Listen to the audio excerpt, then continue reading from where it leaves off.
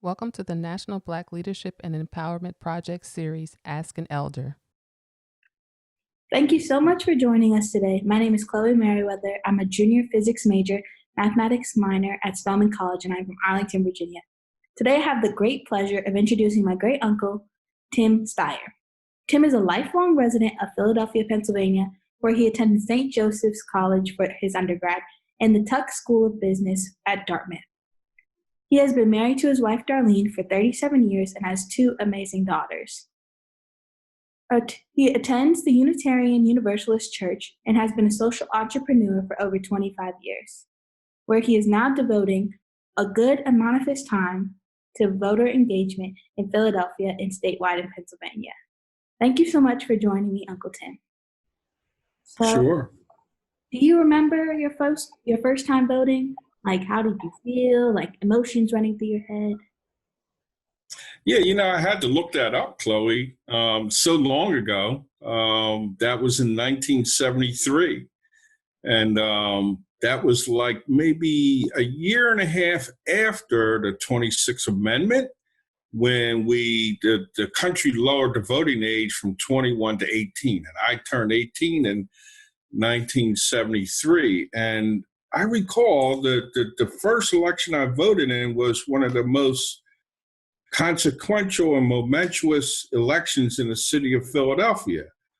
We had a infamous mayor at that time. His name was Frank Rizzo.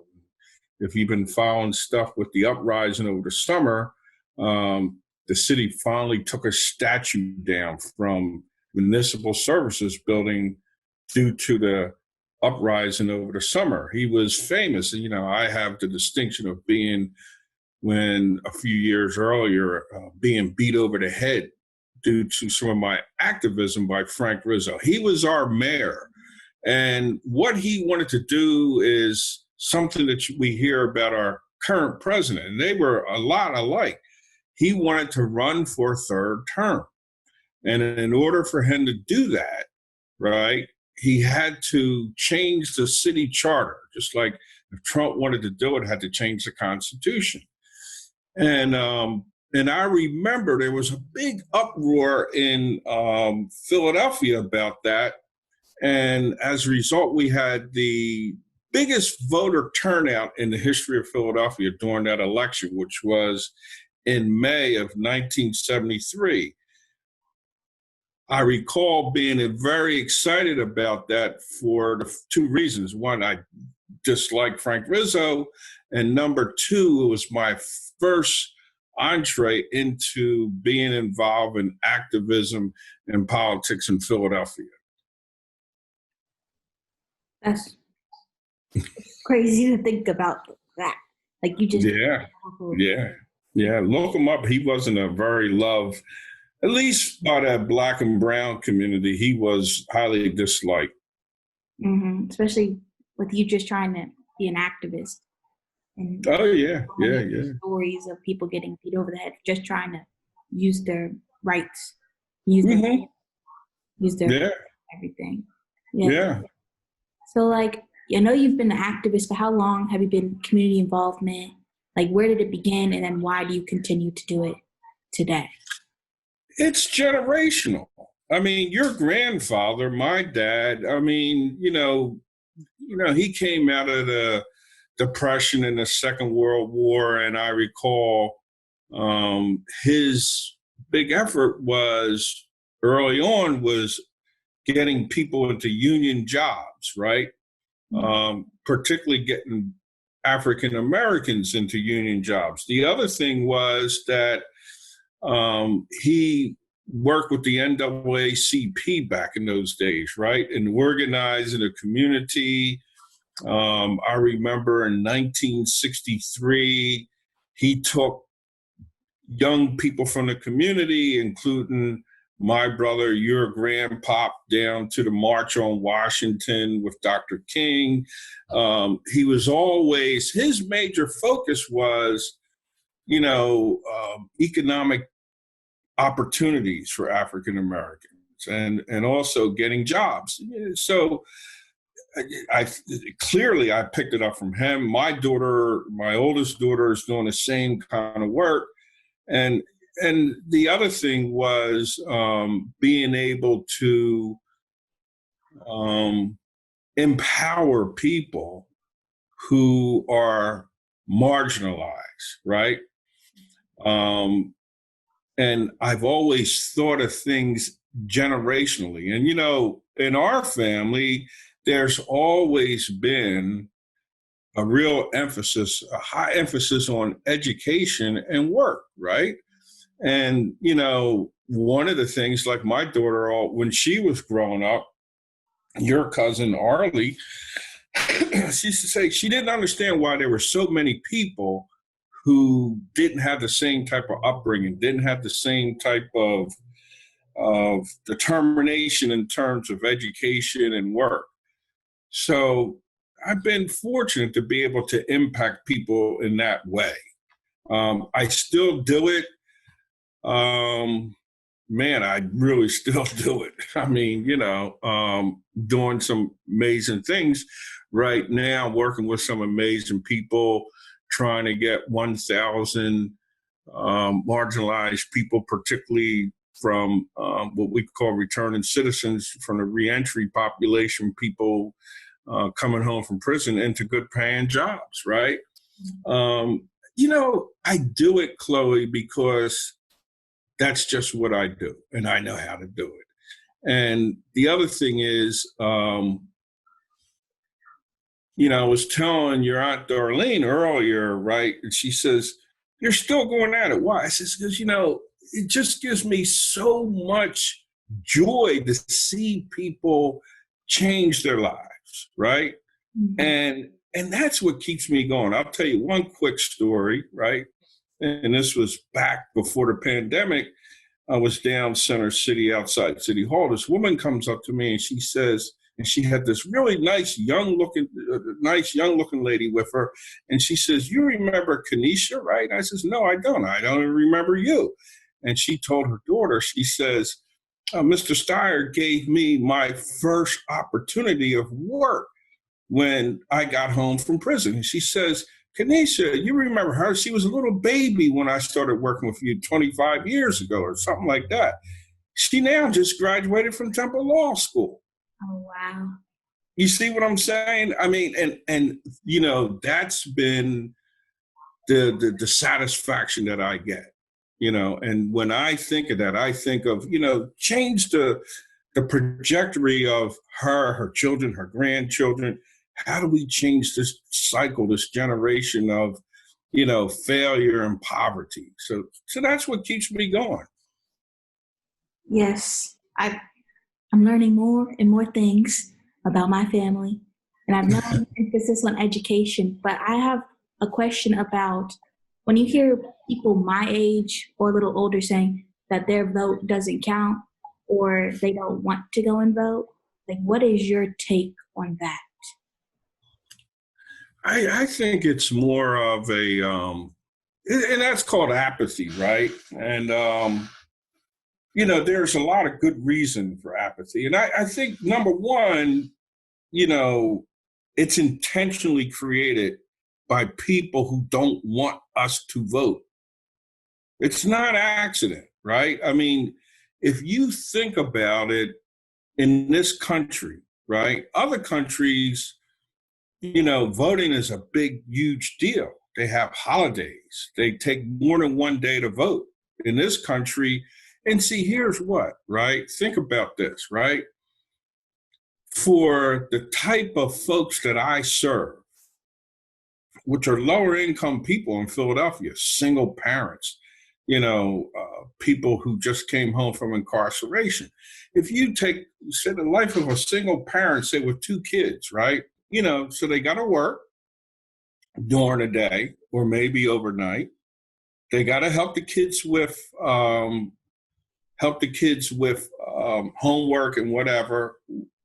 How do they fit voting in? The other thing is, too, when we look at, when people see that their lives are still the same, it's like, I know people like that, right? And this is one of the things that we're dealing now with in our voter engagement activities in Philadelphia and statewide, right? People say, my life is still the same and nothing has happened, right? But here's the point. I think what I found is voter education and showing people how their voices can be heard, right? And telling the stories about, John Lewis. If you haven't seen it yet, you got to look at his documentary, right? And Making Good Trouble, and talk about, and see, here's the thing.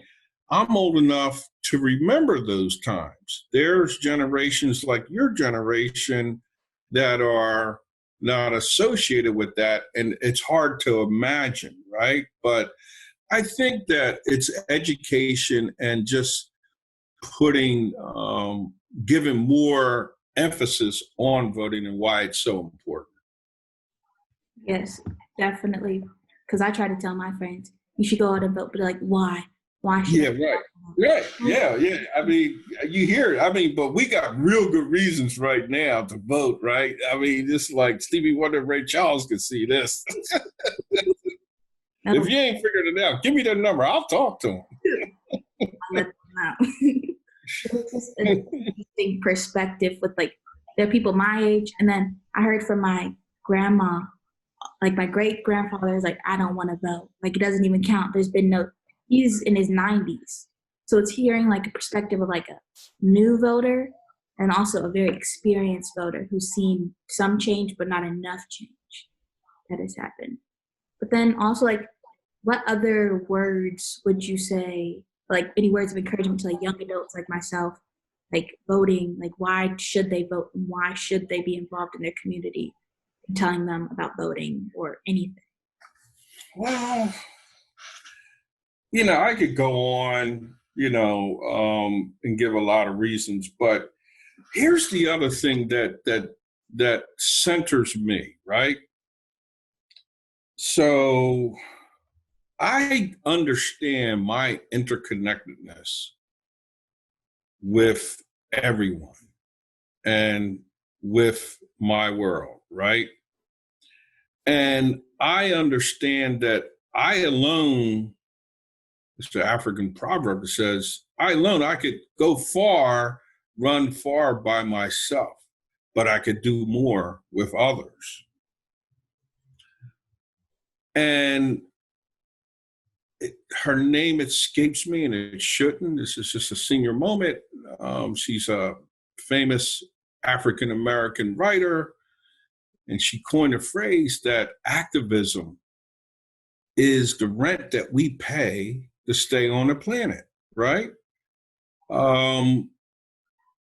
It has a lot to do with quality of life and values, right? When I see how you guys are doing and, your mom, your dad, and so forth, right? Well, that's the dream that all our ancestors have had for us. And I need to be part of that, how to make that come true and show other people how to do it. And, in a democratic society, the basic way that we do that is to vote. And I would dare say that in my experience, a lot of the people that say to me, "Oh, I don't see the sense in voting." I ask them, well, "You know who your city council person is?" "Huh? No." "You know who your state rep is?" "No." Mm-hmm. Right? They don't understand. They're not tied into that, right? But a lot of it has to do with pocketbook issues, right? Jobs. A lot of it has to do with, this is the other thing, the census, why it's so important, right? It has to do with healthcare, which is a big thing, right? Education. When you break it down, and again, it's getting back to that education that people I remember, in the barbershop I go to, so one of the ladies who's the barber, she says, I don't see the sense in voting. I says, well, why not? She says, well, we pay taxes and so forth, right? But what do we get for it? I don't see. And I said, what are you talking about? I said, the street lights, they come pick up your trash, a whole bunch of stuff, right? But I don't know, a lot of people don't make that connection.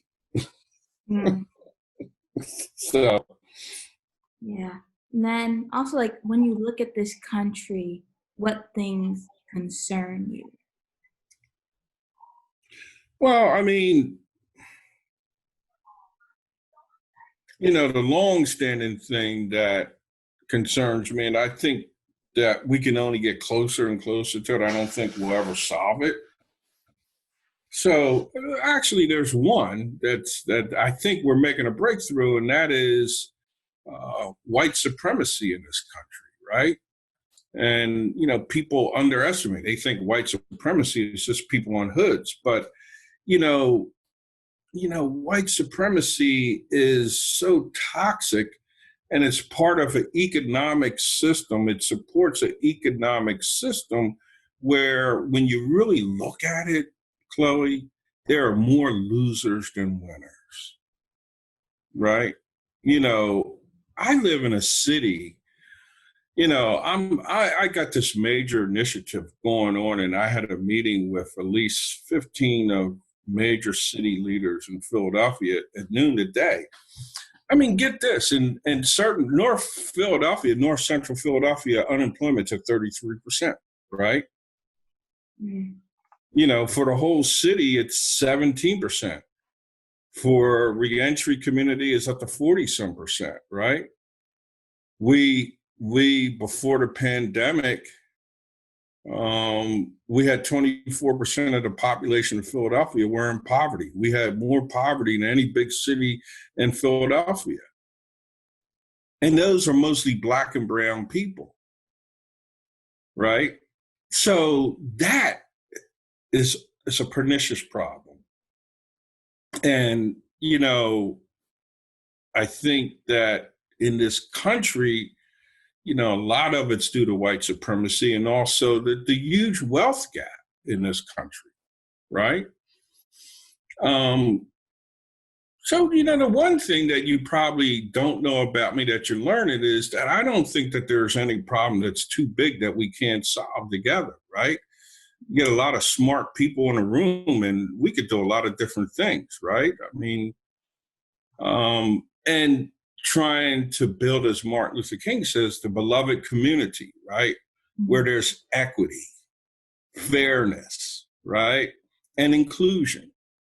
mm-hmm. Those are not just pie in the sky things, right? We do this. We could do this in our communities. We could do it in our cities. We could do it, and it grows. There's always going to be, the other side, right? That's going to push back against. But we just got to keep on doing it. Every generation, including yours, is part of the rent that you got to pay to stay on the planet and have the liberties that you have, right? Yes. So my family, everybody talks about hope for the future, hope for the next thing. Like, are there things, like, what things give you hope for the future or currently? Yeah, well, I mean, I think, right now I've always been somewhat of a pessimist in terms of, racial equity and equality, right? And ending systemic racism in America, which is like the worst cancer any society has ever faced. And almost, I would say, dare say, in the history of humankind, right? But I feel after the summer and, the uprising along with the pandemic, I feel a lot more hopeful. I hear people not only aspiring, right? I'm talking about a lot of white people, I'm talking about a lot of corporate people, but they are being intentional in their efforts, right? And people are willing to learn, right? And, so I see that. So I'm hopeful about that. I'm hopeful that post-pandemic, whenever that is, that we don't do things the way we did pre-pandemic, which says that pre-pandemic, a lot of what we did was too exclusionary, right? Yeah. And there wasn't enough equity. There wasn't enough fairness. You know, when we look at the disparities, health disparities, education disparities, economic disparities, I mean, you know, listen, I'm a person where I'm a data and policy wonk, right? You give me some numbers and I'll tell you a story, right?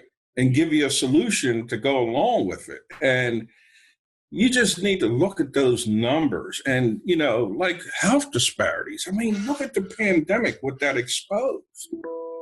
You know, the inordinate, how it has inordinately affected Black and brown people. Why? I mean, because, you know, we don't have the same, you know, healthcare, we don't have the same economic advantage, right? So I'm hopeful that things like that will change. I'm hopeful that we'll save our democracy. It's in peril. There's a lot of things that need a lot of work, but hopefully we'll shift toward the right thing.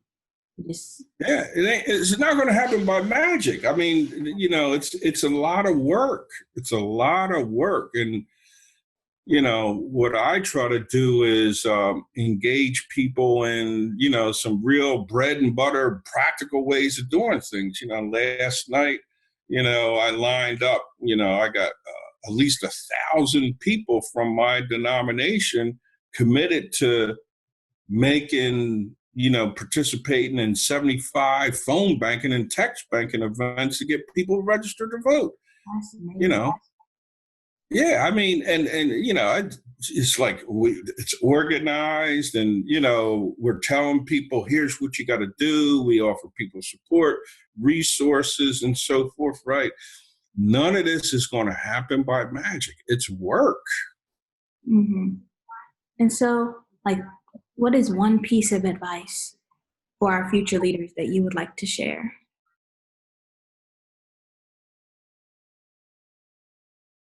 Well, you know, here's, you know, at the end of the day, you know, you could talk about why you do things, right? But I think there's a real fundamental reason why we do it, right? And that's a fundamental reason why we're here, you know, through the power of the internet, talking with each other, right? You know, why we're related. And that's love, right? And, you know, when we understand what that's about, what love is about, that's what guides us. That's what, at the very basic, that's what guides us. And so I would tell future leaders, you know, to come outside of yourself, you know, come outside of yourself, exercise the love that you have in yourself to be of service to others. You know, and that could take various forms. I mean, I don't expect everybody to be a flaming activist like me or whatever, like I've done all my life, right? You know, but there's all sort of things. I mean, there's a woman who doesn't live too far from me, and what she's been doing is going around to where I live at. There's a lot of apartment buildings, right? You've been over our place, and there's a lot of apartment buildings, and a lot of them are senior places. So there's a woman, you know, up the street. And what she's been doing is going around to all the apartment buildings, right? And giving people registration cards, making sure they get registered to vote. And at the same time, she says, does anybody need any food? Does anybody need anything, right? And I mean, look, that's love, right? And that's what we do. I mean, you know, another lady that I work with, she didn't set up childcare services for people who got to work from home, right? And she's got it subsidized by the city so people can afford it, and she'll even do it for free so people can work and so that their kids, she'll tutor them and all like that, right? Listen, this is the village, right? And so what I would say is, come out of yourself, figure some sort of contribution you could make. There's tremendous payoff for that in a personal way. Mm-hmm. And it's all about love. Yes. Love is everything. But Yep. I really do appreciate you letting me ask you these questions and have a conversation that is long overdue but much needed. So thank you for coming. Thank you for watching. I love you, Uncle Tim, and we'll talk soon. Yeah, definitely. And I love you too. This message has been brought to you by the National Black Leadership and Empowerment Project.